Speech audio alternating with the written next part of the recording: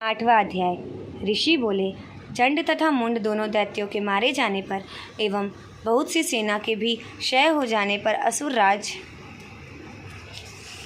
महाप्रतापी शुभ के चित्त में भारी क्रोध पैदा हो गया। उसने सभी दैत्यों की सेना को युद्ध के लिए आज्ञा दे दी।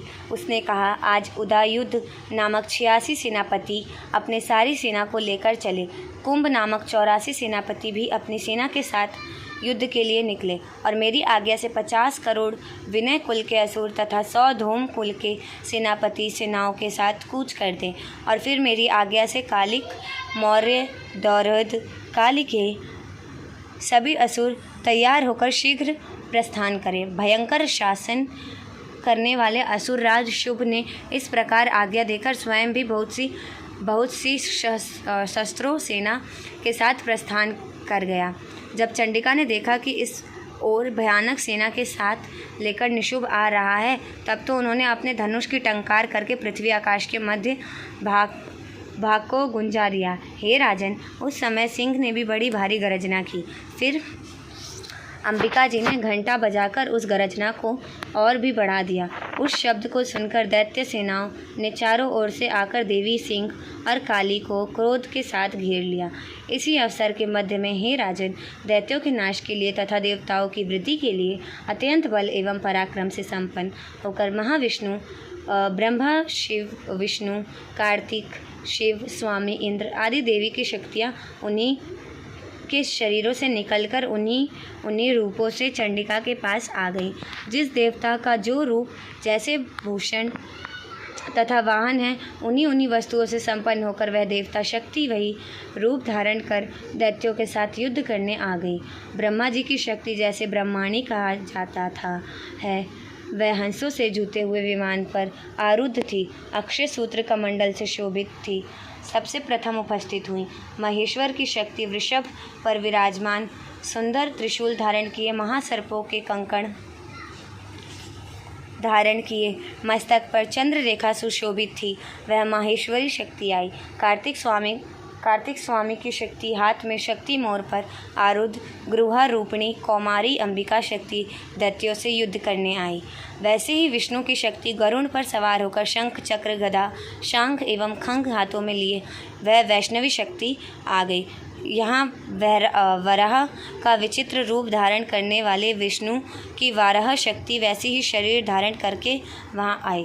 नरसिंह जी की समान शरीर को धारण किए, गर्दन के बालों को फटकारने से आकाश के तारों को बिखेरती हुई नरसिंहिनी शक्ति वहाँ आ पहुँची। इंद्र की शक्ति इंद्र के समान रूप वाली 1000 नेत्र धारण किए गए वज्र हाथ में लेकर ऐरावत गजराज पर आरूढ़ होकर वहाँ आ गई। तब उन देव शक्तियों से घिरे हुए शंकर जी ने चंडिका से कहा, मेरी प्रसन्नता के लिए शीघ्र से ही शीघ्र इन असुरों का संहार करो। तब देवी के शरीर से अत्यंत भयानक सैकड़ों गिदड़ियों की भांति हु करती हुई बड़ी चंडिका शक्ति प्रकट हो गई। तब उस अपराजिता देवी ने धुएं जैसी जटा वाले शिव से कहा, भगवान, आप दूत बनकर शुभ निशुभ के पास जाएं। वहां जाकर उन महाअभिमानी शुभ निशुभ दानवों को तथा युद्ध में आए दूसरे दानवों को भी यह कहे कि हे दानवों, यदि तुम लोग जीना चाहते हो तो त्रिलोकी का राज्य इंद्र को प्रदान करो। सभी देवता या भाग पाए और तुम लोग पाताल में चले जाओ। यदि तुम्हें कुछ बल का अभिमान हो और युद्ध की अभिलाषा हो तो आ जाओ। तुम्हारे मांस से यह मेरी गिदड़ियाँ तृप्त हो जाएं। इस दूत रूप में स्वयं शिव को ही देवी जी ने नियुक्त किया। वह शिव शक्ति संसार में शिवदूती इस नाम से विख्यात हुई। जबकि शिव द्वारा कथित देवी जी के वचन उन महाअसुरों ने सुने तो वे बड़े क्रोध में आ गए और जहाँ कात्यायनी देवी स्थित थी उस ओर बढ़ने लगे। वहाँ कुपित होकर उन देव शत्रुओं ने बाण, शक्ति, शिष्ट आदि आयुधों से देवी जी पर पहले वर्षा करना आरंभ कर दिया।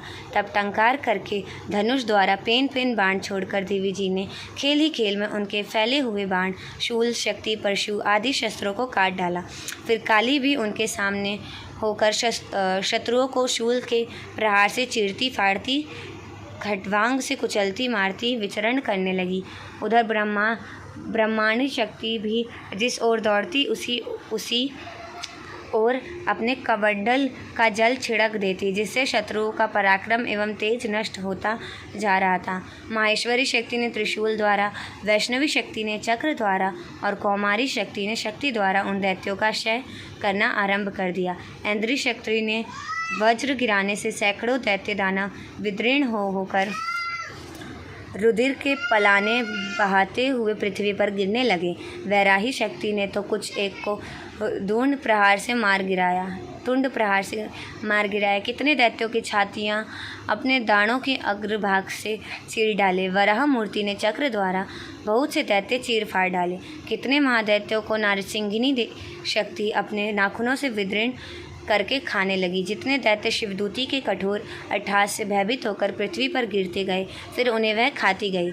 इस प्रकार वह अत्यंत कुपित होकर अनेकों उपाय द्वारा बड़े बड़े दैत्यों को मारते हुए मातृगण को देखकर देव शत्रुओं के सैनिक भागने लग गए। उन दैत्यों का मातुगण से पीड़ित होकर भागता हुआ देखकर क्रुद्ध हुआ महाअसुर रक्तबीज युद्ध करने के लिए आ गया। रक्तबीज के वज्रमय शरीर से एक भी रुधिर बिंदु जब पृथ्वी पर गिरती, तब उसी के समान बलवान दूसरा असुर पैदा हो जाता। उस महाअसुर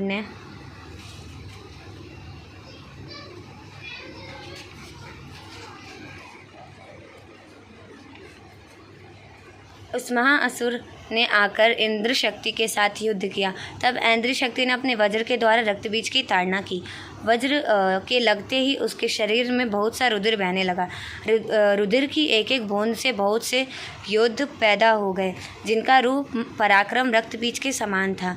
जितने भी रक्त की बूंदें शरीर से गिरी थी, उतने ही उसके सदृश बलवी पराक्रमी पुरुष उत्पन्न हो गए।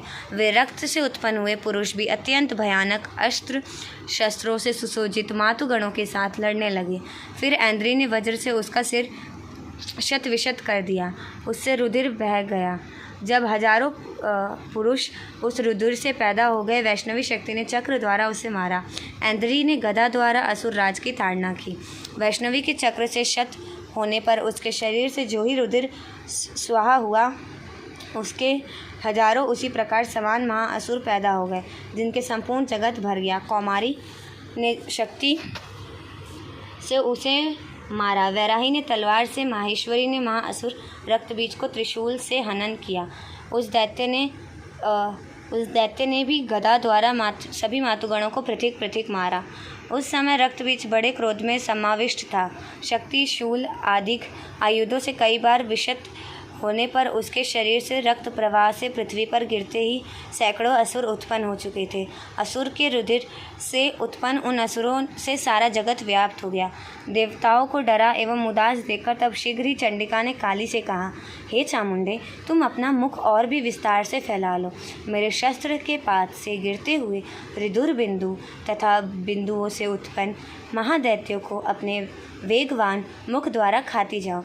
युद्ध भूमि में रुधिर रौद्रपन इन महान असुरों को भक्षण करती हुई घूमती रहो।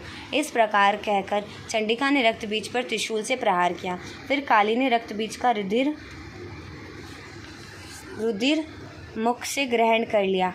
उस असुर ने भी चंडिका पर गदा चलाई, किंतु उस गदापात द्वारा चंडिका को कुछ थोड़ी सी भी वेदना ना हुई। रक्तबीज ने शत विशत शरीर से जो भी बहुत सारा रुधिर गिरने लगा, उसे चामुंडा मुख द्वारा पीती गई, और जो रक्तपात दैत्य उत्पन्न हो गए थे, उन्हें भी मुख में डालती गई। इस प्रकार चामुंडा ने सभी दैत्य खा डाले और रक्तबीज का रुधिर भी पी डाला। तब देवी ने शूल, वज्र, तलवार, ऋषि आदि आयुधों से हीन उस महाअसुर रक्तबीज को मार दिया।